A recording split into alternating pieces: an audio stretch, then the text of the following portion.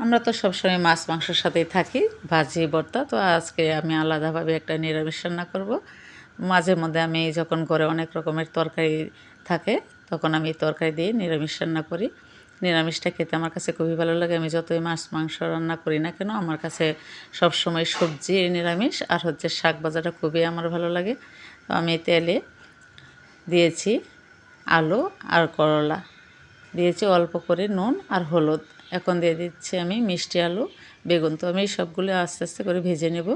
বেশি কড়া করে ভাজবো না, শুধু একটু হালকা করে ভেজে নেব। হালকা করে ভেজে নিলে তরকারিটা ভালো লাগে খেতে। আরও দিয়েছি আমি পটল দিয়েছিলাম, এই যে টুকরো টুকরো করে পটল দিয়েছি। তো তেলে আমি জিরা ফোড়ন দিয়ে তেজপাতা দিয়েছি, দিয়ে দেবো একটা শুকনো মরিচ, পেঁয়াজ ভালো করে ভেজে নিয়ে বাদামি রঙের করে বাকি সব মশলা আমি আস্তে আস্তে সব দেব। তো আমার আজকের রান্নাটা, আমার কাছে এই রান্নাটা আর কি একটু অন্যরকম লাগে খেতে, সবসময় মাছ মাংসের সাথে থাকি। এই জন্য আজকে আমি এই রান্নাটাই আমার ভাই বোনদের জন্য উপহার দেওয়ার জন্য নিয়ে আসছি। তো এখানে দিয়েছি আমি আদা বাটা, পেঁয়াজ বাটা, অল্প রসুন বাটা দিয়ে ভালো করে কষিয়ে নিয়ে দিয়েছি আর একটু লবণ।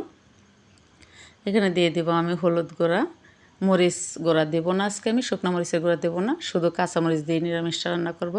নিরামিষে শুকনো মরিচ দিলে সেই নিরামিষের আসলে স্বাদটা পাওয়া যায় না, এই জন্য আমি আজকে শুকনো মরিচ দেবো না। তো এখানে হলুদ একটু কম হয়েছিল, আবার হলুদ দিয়েছি। তো ধনে সজের গুঁড়া দিয়েছি, ভালো করে কষিয়ে নিয়ে আমি অল্প একটু পানি দিয়েছিলাম যেন মশলাটা আমার পুড়ে না যায়। আমি দিয়ে দিয়েছি কয়েক ফালি কাঁচামরিচ আর দিয়েছি মসুর ডাল, তার সাথে 2-3 টুকরা রসুন দিয়েছি, আস্ত রসুন। তো এটা আমি আবার ভালো করে কষিয়ে ভুনা করে নেব। এইভাবে একদিন রান্না করে খেয়ে দেখেন, অনেক ভালো লাগবে।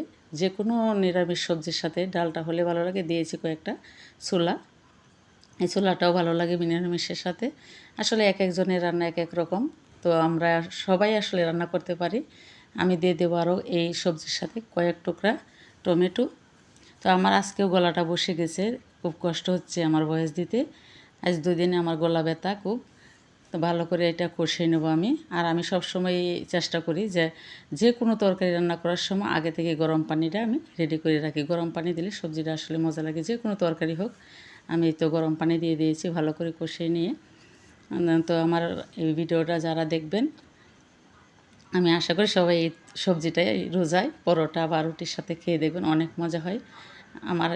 আমার হাতের রান্নাটা আপনারা একদিন করে খাবেন, ভালো লাগবে আশা করি। তো আমি সব সবজি নিরামিষে একটু চিনি দিই, তো আজকে আর চিনি দেওয়ার দরকার নেই, যেহেতু মিষ্টি আলু দিয়েছি। মিষ্টি আলু দিয়েছি এমন না যে ভালো লাগবে না, অবশ্যই ভালো লাগবে। তরকারিটা দেখেও মনে হচ্ছে অনেক সুন্দর হয়েছে। তো আমি তরকারিটা তো অবশ্যই ইফতারের পরে খাবো। তো সবাই ভালো থাকবেন।